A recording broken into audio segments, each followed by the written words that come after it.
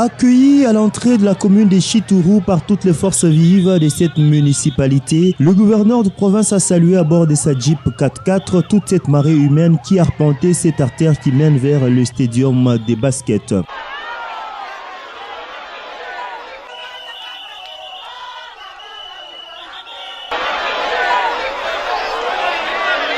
En présence de l'adjointe au maire Delikassi, du bourgmestre de Chitourou, du ministre des Infrastructures et de la commissaire au sport, le chef de l'exécutif provincial va gagner la tribune érigée pour la circonstance. S'en suivra le mot prononcé par le bourgmestre de Chitourou qui a vanté la réalisation de cet ouvrage, fruit de la redéfense minière allouée aux entités territoriales décentralisées, tout en signifiant l'assistance que cette infrastructure réhabilitée et modernisée s'appellera désormais Stadium de basketball Jacques Kaboula Katoué.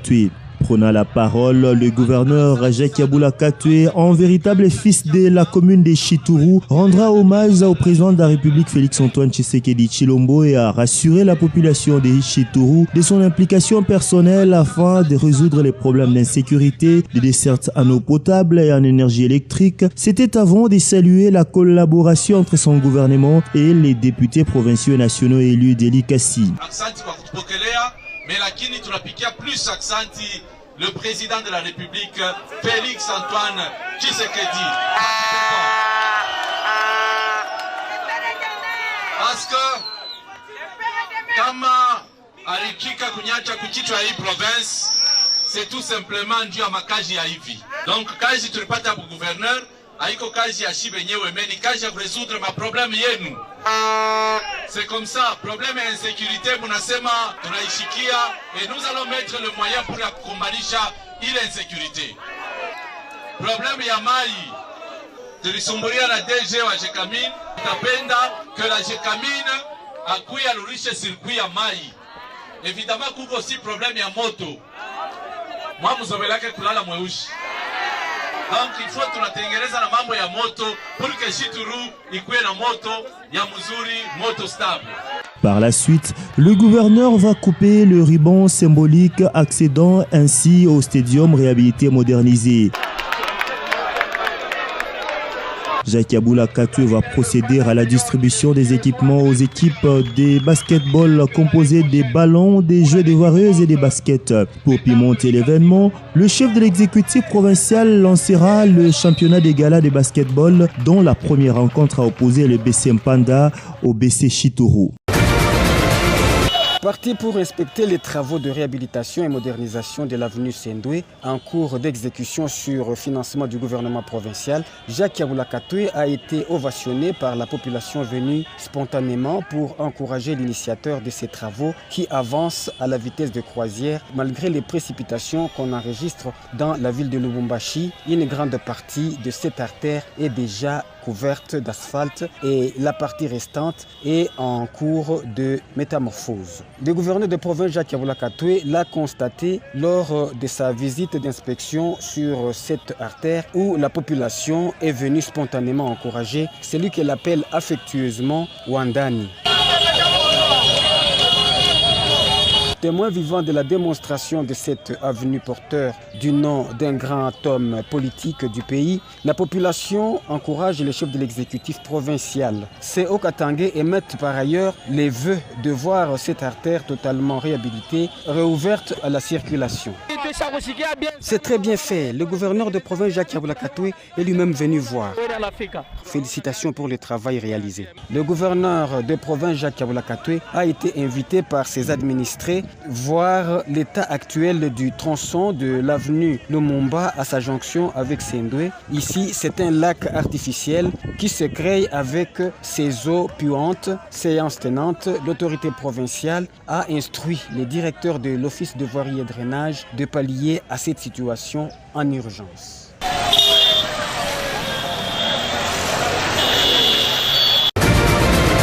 Au cœur de cette rencontre entre le vice-gouverneur Jean-Claude Canfoy et tous les exploitants forestiers artisanaux, l'arrêt immédiat de la coupe du bois rouge sur l'ensemble de la province du Haut-Katanga. Jean-Pierre Ilunga-Ngouège, coordonnateur provincial à l'environnement, est revenu sur cette mesure à l'issue de la réunion. En fait, une mise en garde par rapport à tous ces exploitants qui ont recommencé avec la coupe illicite du bois rouge. Et les autorités du pays ont permis à ce qu'on évacue le bois coupé en 2016 et en 2017, mais on est en train de constater de plus en plus qu'il y a du nouveau bois. C'est ainsi que l'autorité provinciale, après avoir écrit, venait d'inviter le comité des exploitants forestiers pour leur dire de vive voix de cesser avant qu'une mesure drastique ne soit prise par rapport à cette situation. Et l'autorisation qui est en cours permet à ces exploitants d'évacuer seulement le stock anciennement coupé en 2016 et en 2017. Le président des exploitants forestiers artisanaux, exportateurs du bois rouge au Katanga, Jean Luamba, a lancé pour sa part un message de mise en garde à tous ses membres. En tout cas, maintenant, nous allons dénoncer auprès de l'autorité. Et tout celui qui sera attrapé doit subir la rigueur de la loi. S'il faudra faire la prison, il faudra faire la prison. Parce que nous ne devons pas rester des virus qui sont en train de préjudicer tout le monde maintenant. Donc à partir de maintenant, tout celui qu'on va attraper avec le nouveau bois sera déféré au parc. Avec cette mesure, le gouvernement Kaboula renforce encore plus les dispositifs en vue de protéger l'environnement à l'heure où le monde connaît le réchauffement climatique. Encourager les fermiers du groupe Jambo qui s'inscrit dans la vision du chef de l'État Félix-Antoine Tshisekedi Tshilombo de mettre un terme à la dépendance alimentaire vis-à-vis de l'extérieur.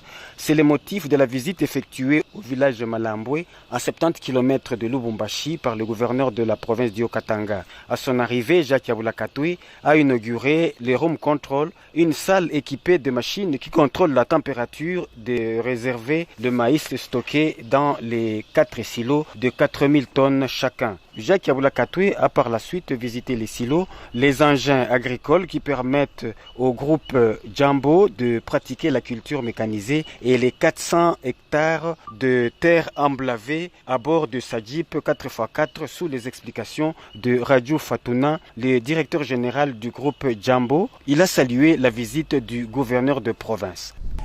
Oui, on est très content. On est très content vraiment de la visite. Excellence a donné beaucoup de temps. Il a compris comment ça passe les agricultures exactement. Donc on est très content. Le gouverneur de province Jacques Yabula Katwe s'est dit émerveillé par cette ferme. Il a encouragé les directeurs généraux en invitant les autres investisseurs à faire de même.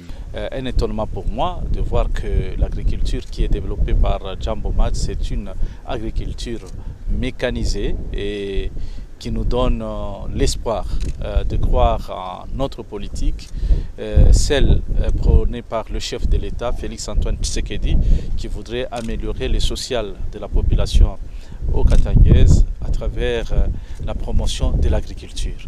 Et donc, voilà, plus ou moins 4000 hectares de maïs sont déjà plantés. Et donc, il y a des progrès qu'ils aillent au-delà de 4000 hectares. Mais nous espérons que l'année prochaine, ils pourront atteindre même 8 à 10 000 hectares. Et c'est ça notre vœu et nous allons vraiment encourager le groupe Jambo. Après 7 ans de culture mécanisée du maïs et du soja, le directeur général de cette ferme compte diversifier la culture la saison culturelle prochaine. L'autorité provinciale a été accueillie en triomphe à partir du poste de péage de Kasumbalesa où le cortège a été pris d'assaut et escorté par des jeunes motards en liesse jusqu'au lieu de l'accueil officiel à l'angle de la route de contournement et de la nationale numéro 1. S'il attendait, le maire de Kasumbalesa et l'ensemble des forces vives. Après l'accueil et les honneurs de la police nationale congolaise, Jacques Yabula Katwe va parcourir à pied à travers une procession de près de 2 heures, la moitié de la route de contournement au milieu de la population de cette entité frontalière. Une façon pour lui de se rendre compte de l'état actuel de cette route de 9 km.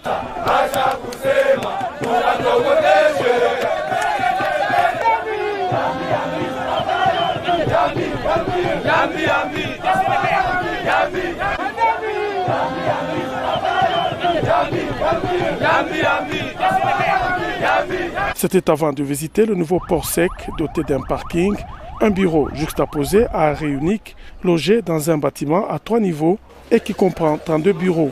Ce dernier met en réseau les douanes congolaises et zambiennes. Il va aider à lutter contre la fraude douanière et à gagner ainsi en termes de temps dans les opérations. Par la suite, Jacques Ablakatoué ira inspecter les travaux de construction d'un nouveau couloir pour faciliter les trafics. De là, le chef de l'État provincial et toute sa suite sont allés visiter les travaux d'asphaltage de l'avenue Le Mérite, une voie secondaire créée par le gouvernement provincial pour lutter contre les embouteillages enregistrés ces derniers temps sur la route de Lubumbashi.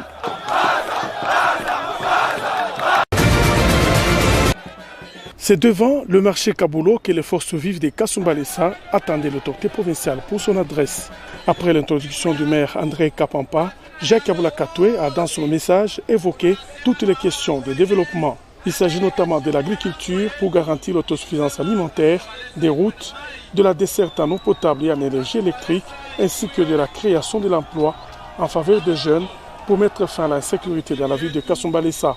C'est après avoir prêché l'amour du prochain et le vivre ensemble dans la paix entre communautés, comme le veut le chef de l'État Félix-Antoine Tshisekedi Tshilombo. Président de la République Félix-Antoine Tshisekedi anatulomba tukuye mutitu kimoya, batoto ya Kasumbalesa tukuye mumapendo mutitu kimoya,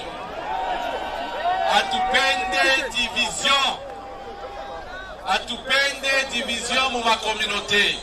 Kasumbalesa jo porte d'entrée ya biashara, inakuya mulango munene ya biashara. Donc kama unapenda président de la République Kasumbalesa, il faut soutenir ma institution. Kasumbalesa haina na mine, Kasumbalesa haina na entreprise, mais ninamuna kani tutafanya juu biana ipate makazi mkasumbalesa. Parce que kama wajane wanapata makazi, Kasumbalesa takuwa mkimya, hakutakuwa banditisme. Tout pour engager pour que tu réduises misère la population pour Kasumbalesa. Pour terminer, l'autorité provinciale Jacques Ablakatoué a, dans le cadre des festivités de fin d'année, annoncé le début de la courtoisie routière d'ici au mercredi prochain sur toute l'étendue de la province du Haut-Katanga. Pleurer avec ceux qui pleurent, Jacques Ablakatoué a fait sien ce verset biblique. Le chef de l'exécutif provincial effectuait le déplacement de Likasi pour prendre part aux obsèques du pasteur Charles Mpoyo Mayeba. La levée du corps du disparu a eu lieu à la morgue de l'hôpital Mpanda. Jacques Ablakatoué s'est incliné devant la dépouille mortelle et y a déposé sa gerbe de fleurs. C'était avant d'adresser ses mots de condoléances à la famille biologique. Sous un climat lugubre, les membres de la famille, les amis et connaissances se sont dirigés vers Luambo où sera inhumé le pasteur Charles Mpoyo Mayeba. De son vivant, l'homme de Dieu a dirigé plusieurs paroisses de l'église méthodiste unie dans le Grand Katanga. Il vit aussi les représentants du grand chef Mpandé. Le pasteur Charles Mpoyo Mayeba est décédé de suite d'une maladie le 28 novembre dernier à l'âge de 78 ans. Puis son âme reposait en paix. C'est le village Kapumba, dans le territoire de Kasenga, qui a été choisi cette année pour abriter la campagne de fermeture de la pêche sur toute l'étendue de la province du Haut-Katanga. C'est le ministre provincial de l'Agriculture, Pêche et Élevage, Ars Joseph Kayumba, qui s'est déplacé pour présider cette cérémonie. L'administrateur du territoire Crispin Mumba a circoncis le cadre avant de céder la parole à l'inspecteur provincial de la pêche. Ce dernier a dans son mot invité les pêcheurs et habitants de la province à pratiquer la pêche responsable afin de permettre aux poissons de se reproduire. S'exprimant en Tshibemba, langue locale, le ministre provincial de l'Agriculture, Ars Joseph Kayumba, a donné à la population le bien fondé de la fermeture de la pêche avant de lui demander d'envoyer les enfants à l'école et l'a exhorté par la suite à développer d'autres activités de survie pendant les 3 mois de fermeture de la pêche. L'activité la plus indiquée et que je dois vous proposer, ce sont les champs, Mabala. Et je rappelle à l'intention de tous le respect des mesures barrières. Une 4e vague de la pandémie à Covid-19 est à nos portes. Au nom de son Excellence, Monsieur le Gouverneur de province, et je déclare la fermeture de la pêche sur toute l'étendue de la province du Haut-Katanga. Pour clore son propos, le ministre provincial de l'Agripel, Arce Joseph Kayumba, a mis en garde toute personne qui ira à l'encontre de l'arrêté interdisant la pêche. Un délai de 15 jours a été accordé aux détenteurs des stocks pour les vider. Pour la bonne compréhension de l'arrêté, celui-ci a été lu à l'intention de la population en Tchibemba, langue parlée dans la région. À la tête d'une délégation mixte Assemblée provinciale du Haut-Katanga et le gouvernement provincial, le ministre provincial de l'Intérieur, Jean Lombwe Mwanza, qui accompagnait les élus provinciaux, a effectué une mission d'inspection au sein de l'entreprise minière Kambove Mining, située dans les territoires de Kambove. Il est reproché à cette entreprise le non-respect du code minier, entretenir un climat malsain entre les autochtones qui ne tient pas compte de la main-d'œuvre locale au bénéfice de celle qui vient d'ailleurs. Le chef de la territoriale en province a, au cours de cette réunion avec les responsables de cette entreprise aux capitaux chinois, Jean Lombwe Mwanza, a instruit sur un ton ferme les uns et les autres à l'observance des règles édictées par le code minier en République démocratique du Congo, vœu d'ailleurs exprimé par le chef de l'État Félix-Antoine Tshisekedi Tshilombo sous les credos « Le peuple d'abord », matérialisé en province par le chef de l'exécutif provincial Jacques Yabula Katoué.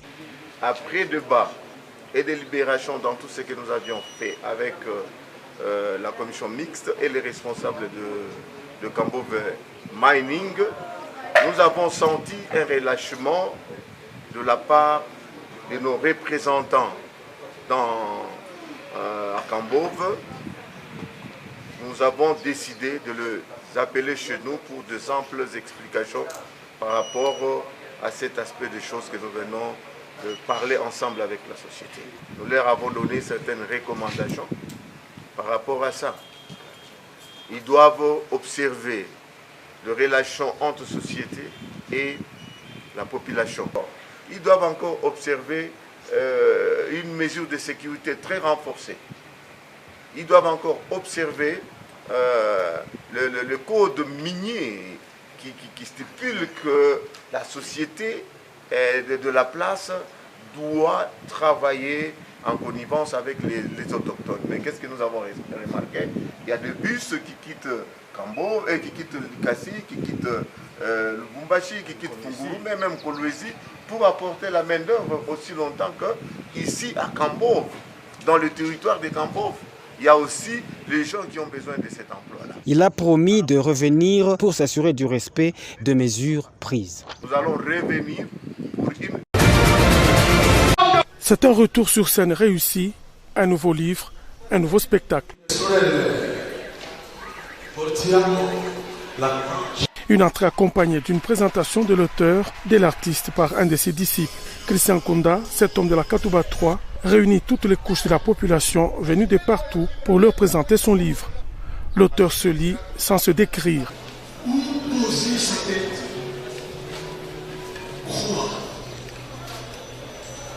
Croix de la grandeur, croix de la longueur, croix de la lourdeur, croix de la douleur. Incarnée par ses disciples en diverses langues, cette poésie rime même en mandarin, langue parlée par les Chinois.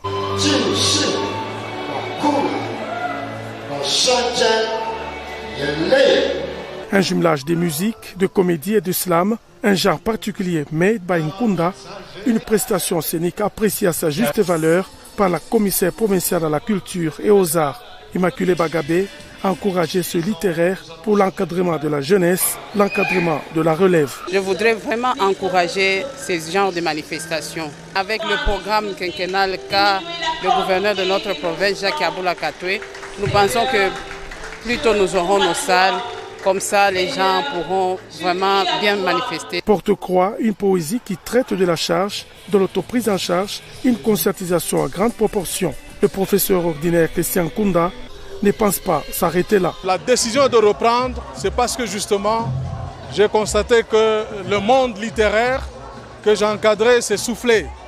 Et donc je reviens pour insuffler mon énergie dans les équipes que j'avais formées, histoire que les jeunes qui fonctionnent déjà bien puissent mieux faire, mieux remplacer valablement et d'ailleurs pour qu'ils puissent mieux faire que moi. L'écrivain Kounda projette enfin de cette année d'autres grandes activités de portée scientifique. Un carrefour des amoureux de l'écriture se crée. Ainsi, plusieurs exemplaires du livre ont été remis aux centaines de participants à ce spectacle. 3 décembre, un retour sur scène d'un professeur de lettres, un grand jour, jour de la naissance de l'auteur, fêté à la manière la plus incroyable et originale.